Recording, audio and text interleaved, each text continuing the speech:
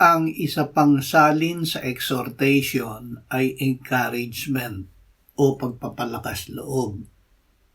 Sa Biblia, ang exhortation ay mariing paghikayat, pag-uudyok o pagpapaalala upang ang isang tao ay pakilusin sa partikular na gawa na ang karaniwang layunin ay magpalago ng pananampalataya, pag-ibig at mabubuting gawa. Ang larawan ng nagbibigay ng exhortation ay isang tumatayo sa tabi ng isa dahil sa napakalapit at personal na ugnayan sa isa't isa. Ang malapit na halimbawa ay ang ginagawa ng isang abogado na katabi ng nasasakdal. Mahirap maging akusado sa harap ng hukom at taga-usig.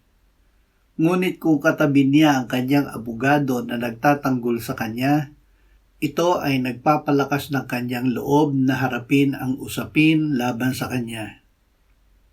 Kung tayo ay magkasala, makakaranas tayo ng pag-uusig ng ating konsyensya at ng kaaway.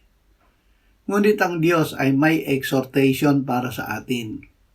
Kung ipinahahayag natin ang ating mga kasalanan, Siya ay tapat at banal na magpapatawad sa ating mga kasalanan at tayo'y lilinisin sa lahat ng kalikuan. Ito ay isinulat upang tayo ay huwag magkasala. Kung ang sino man ay magkasala, tayo ay may tagapagtanggol sa harap ng Ama, si Jesucristo na matuwid. Ang Panginoong Hesus ay namamagitan para sa atin upang tayo ay mapatawad. Dahil sa Kanya, tiyak na tayo ay patatawarin dahil Siya ang matuwid na inialay ng Ama na kabayaran para sa ating kasalanan at sa kasalanan ng sanlibutan. Napakamakapangyarihang lakas ng loob ang dulot sa atin ng pagpapatawad na ito ng Diyos. Ang pananampalataya ay bunga ng exhortation na nagmula sa salita ng Diyos. Ibinigay ng Diyos ang Biblia upang tayo ay magkaroon ng pag-asa, pananampalataya at pag-ibig sa Kanya. Magbasa at makinig tayo ng Biblia hindi para mag-aral lamang. Gawin natin ito sa layunin na lumapit at makipagdiig sa Diyos. Ito ang ibig ng Diyos na gawin natin upang maranasan natin ang sinabi niya na tayo ay hindi niya iiwan o pababayaan, na si Kristo na namatay at muling nabuhay ay nasa kanyang kanan at namamagitan para sa atin, at siya at ang kanyang anak ay nananahan sa atin sa pamamagitan ng Espiritu Santo. Itigil natin ang pagsisikap na gamitin ang Biblia para gumanda lamang ang pakiramdam. Ang pananampalataya ay hindi pakiramdam.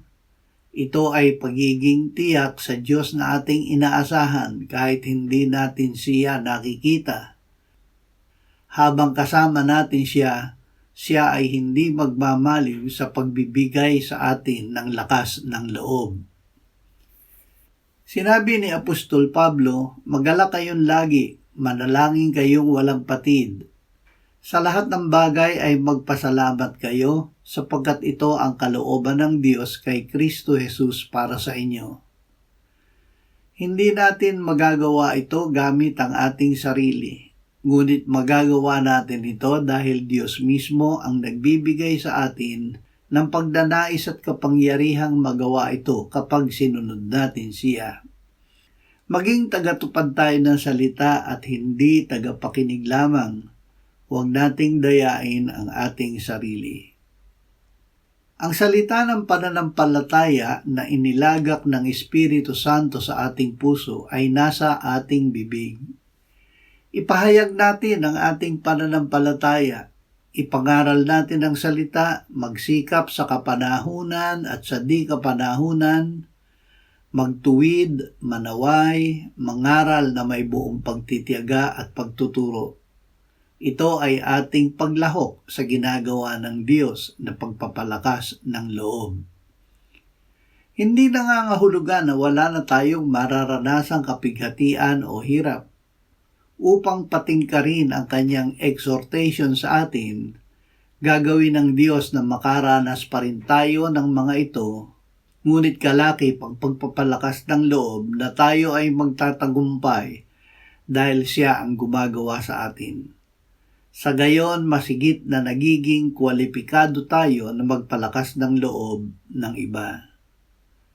Purihin ang Diyos at Ama ng ating Panginoong Jesucristo, ang Ama ng mga kaawaan at Diyos ng lahat ng kaaliwan, na umaaliw sa atin sa lahat ng ating kapighatian upang maaliw natin ang nasa anumang kapighatian sa pamamagitan ng kaaliwan na inialiw sa atin ng Diyos.